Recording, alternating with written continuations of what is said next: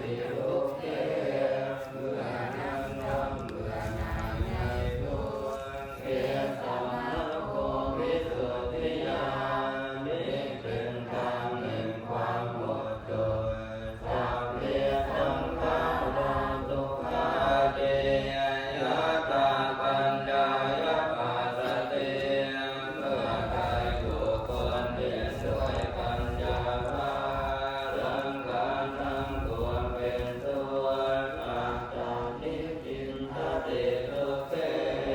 เมื่อนั้นย่อมเบื่อหน่ายในทุกข์เพียรสำนึกโอวิสุทธิญาณนี้เป็นทางแห่งความหมดจดสัพเพธัมมาอนัตตาติยะตาปัญญายะปัสสติเมื่อใดบุคคลเห็นด้วยปัญญาว่าธรรมทั้งปวงเป็นอนัตตาอะริโลเกเมื่อนั้นย่อมเบื่อหน่ายในดวงเอตมะโกวิสุทธิญา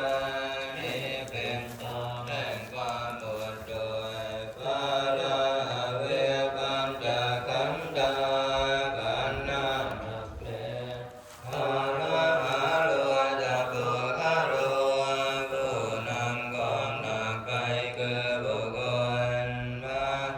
อานันตุกังโลเกการแบกของหนักเป็นทุกข์ในโลกภาตามิเกปะนันตุกังการวางของหนักเป็นส่วนนิคิเปตวังอรุณภาลังวางภาระอันหนักเสียได้แล้วอันภาลังอนาเดยาไม่จับด้วยภาระอื่นสามุรังอันนังอาคุยนาถอนตัณหาถอนดังลาบแล้วมิตตาโตอรินิพุตโตเป็นผู้หายดับรอบแล้วเกิดเป็นหน้า103อันธรรมยังอภินหาปัจจเวคณาปาทังพนามาเสยะลาดัมโมหิยะลังอนัตติโตเรามีความแก่เป็นธรรมดาจะไม่ล่วงพ้นความแก่ไปได้อาญาเดตัมโมหิวายาเดงอนัตติโตเรามีความเจ็บเป็นธรรมดาจะไม่ล่วงพ้นความเจ็บไปได้มรณะธัมโมหิมรณังอนัตติโตเรามีความตายเป็นธรรมดาจะไม่ล่วงพ้นความตายไปได้สัพเพหิมิปิเยหิมานาเปหินานาภาโววินาภาโวเราจะต้องพลาดพลาดจากของรักของชอบใจด้วยกันทั้งหมดทั้งสิ้นความมัสสะโกมีเรามีเป็นของตนกรรมทายาโทเรามีกรรมเป็นแดนเกิดกรรมโยนิเรามีกรรมเป็นกำเนิดกรรมบันดาลเรามีเป็นเผ่าพันธุ์กรรมปฏิภาณโนเรามีเป็นที่พึ่งพาอาศัยกังกัมมังกลิสากัลยาณวาภาภกังวาตาละทายาโดยภวิสามิเราทำกรรมใดไว้เป็นดีก็ตามเป็นกรรมชั่วก็ตามจะต้องได้รับผลของกรรมนั้นๆสืบไปกายกรรม3วจีกรรม4มโนกรรม3กรรมดีอันใดเป็นบุญกุศลที่ข้าพเจ้าได้ทำด้วยกายวาจาใจในอดีตชาติก็ดีในปัจจุบันชาติก็ดีขอให้ถึงแก่ท่านทั้งหลายที่มีภพมีภูมิมีชาติเป็นแดนเกิดมีชรามรณะมีจิตมีชีวิต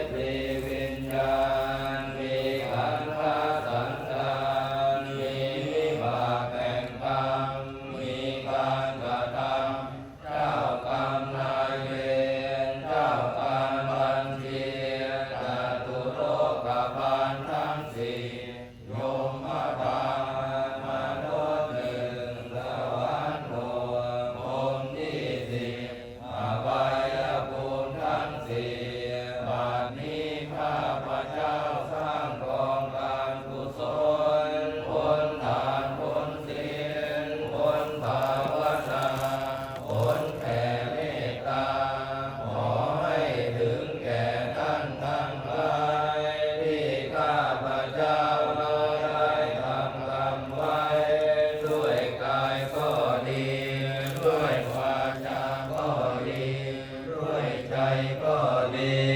เจตนาก็ดีไม่เจตนาก็ดีรู้ก็ดีไม่รู้ก็ดีต่อหน้ากันก็ดีรับหลังกันก็ดีขอท่านทั้งหลายจงอโห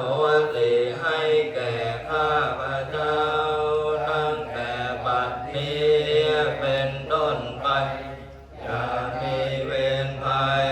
เกิดชาติหนึ่งพบใดขอให้ไปสร้างแต่กรรมดีสร้างบารมีของตนให้พ้นภัยบา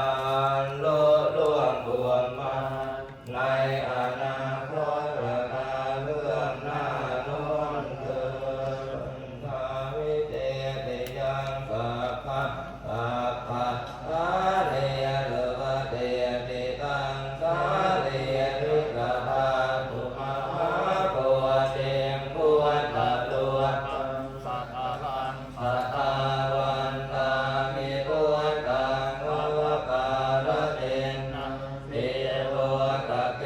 ตุนิพเวคนาตังโยโลทัสสิโตสักการังกิเลสังเทตวานะโก